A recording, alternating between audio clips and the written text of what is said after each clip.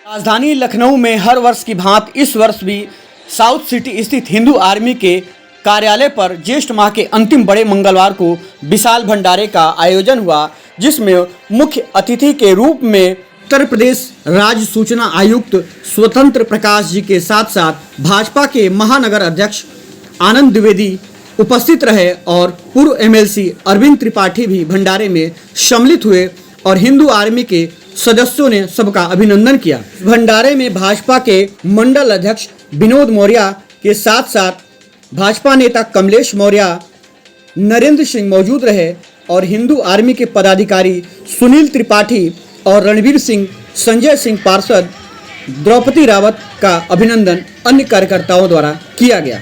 राज्य सूचना आयुक्त श्री स्वतंत्र प्रकाश जी ने भंडारे का महत्व समझाया और मीडिया से बात करते हुए हिंदू आर्मी के चीफ ने कहा कि मुख्यमंत्री योगी आदित्यनाथ जी, इमामबाड़ा हमारा है, मत्स्य हिंदू भवन हमारा है, रूमी दरवाजा श्री राम द्वार है, इसे हिंदू को सौंप दिया जाए, ये हिंदुओं की संपत्ति है। इसके लिए राष्ट्रीय स्तर पर आंदोलन चलाने की बात भी कही। हिंदू आर्मी चीफ ने ऐसे कई प्रमाण दिए जिससे ये साबित होता है कि रूमी दरवाजा नहीं, श्री राम द्वार है और इमामबाड़ा नहीं, मत्स्य भवन है। हिंदू आर्मी के इस भंडारे में new Sainik Nagar builders and developers private limited के निदेशक शरद तिवारी ने सहभागिता दी और इस मौके पर अपनी पूरी टीम के साथ उपस्थित रहे। कलयुग में तो जो राम भक्त हनुमान है वो चिरंजीवी माने गए। ऐसा कहा जाता है कि जहाँ कहीं राम कथा होती है, राम प्रसंग होता है, आज भी हनुमान महाराज साक्षात वहाँ आकर विराजमान होते हैं। तुलसीदास जी से संबंधित घटना तो आप लोगों ने सुनी थी, तो उन्होंने उनको दर्शन भी दिए और फिर प्रभु राम और लक्ष्मण जी के भी दर्शन कराए। तो कलयुग में जो चिरंजीवी हनुमान हैं वो लोगों का कल्याण करने वाले परम शक्ति हैं और उसका लखनऊ में जितना अच्छा आयोजन होता है मैं देखता हूँ, इतना अन्यत्र इतना अच्छे आयोजन नहीं हो। जेठ के महीने में बड़ा मंगल करके आप लखनऊ में जितना अच्छा करते हैं, ये और जगह इतने अच्छे आयोजन नहीं होते।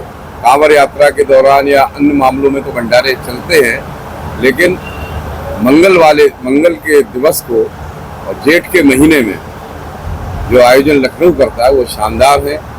वाकई उन्हें करने वालों को गुरु हनुमान जी की कृपा जरूर प्राप्त होगी। मैं तो यही कहूँगा। आज के दिन हिंदू समाज के लोगों को, सनातन धर्म के लोगों को क्या संदेश अपनी तरफ से देना चाहिए?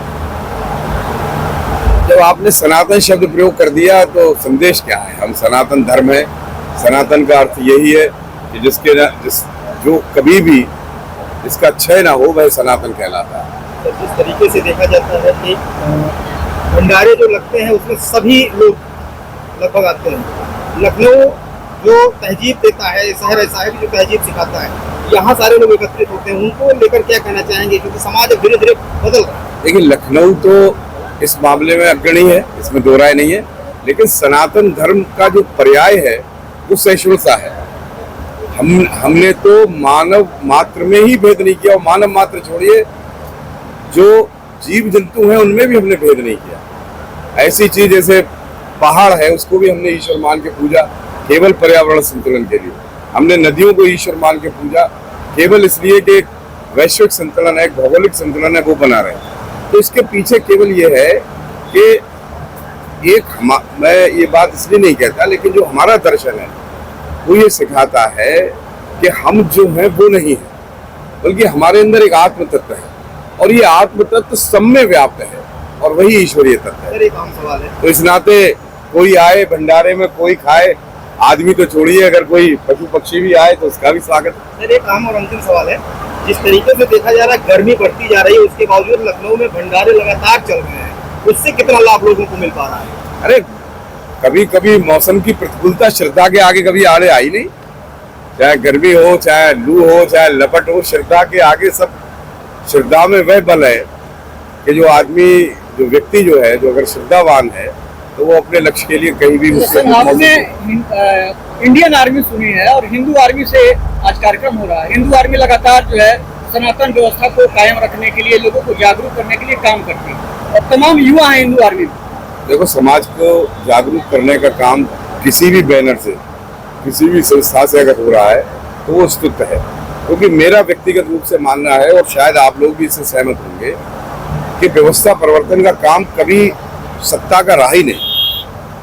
व्यवस्था परिवर्तन का कार्य सदैव समाज के ही जिम्मे रहा और इस नाते किसी भी बैनर से कोई भी संस्था समाज का अगर काम करती है तो वो श्रद्धा की पात्र है, स्तुत्य है, उसकी स्तुति करनी चाहिए, उसका प्रोत्साहन करना चाहिए और इसी प्रोत्साहन के लिए मैं आज इस भंडारे में अपनी उपस्थिति दे रहा हूँ। एक वर्ष हिंदू आर्मी और जो संस्था है उसके साथ मिलकर हम लोग ये भंडारा करते हैं। जैसा कि हमारे आयुक्त सर ने बताया, मैं चूंकि आप सरकार के व्यक्ति हैं और आप अयोध्या आंदोलन में कई महीनों जेल में रहे, मैं एक बात आपके माध्यम से सरकार तक पहुंचाना चाहता हूं। आपने कहा इतनी तपती धूप में भी इतना क्या है लखनऊ में, तो लखनऊ में साक्षात हनुमान जी जो है, क्योंकि ये लक्ष्मण नगरी है। और आपके माध्यम से आयुक्त जी मैं ये चाहता हूं कि ये बात मुख्यमंत्री जी तक पहुंचे कि जो वक्फ बोर्ड ने जो ये कब्जा कर रखा हमारे हिंदू मत्स्य भवन उर्फ जिसको आप इमाम बाड़ा कहते हैं, वो हिंदू मत्स्य भवन है और इसका साक्ष्य प्रमाणित तौर पे उपलब्ध है। और जो रूमी दरवाजा है वो श्री राम द्वार है, तो हम उसको वापस लेने के लिए कोई एक ऐसा काम करें। हमने PIL भी डालने की बात करी थी।